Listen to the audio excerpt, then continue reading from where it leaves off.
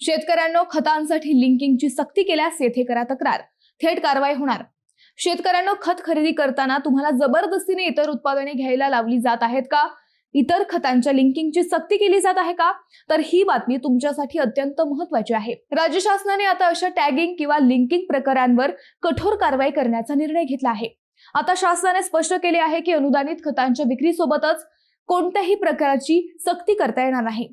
तसेच निर्धारित दरापेक्षा जादा दराने खतांची विक्री करणे ही नियमबाह्य आहे। कृषी विभागाने स्पष्ट इशारा दिला आहे की अनुदानित खतांची जादा दराने विक्री, लिंकिंग करून विक्री, बोगस विक्री किंवा ई-पॉस मशीन शिवाय विक्री आढळल्यास संबंधित विक्रेत्यावर कठोर कारवाई केली जाईल।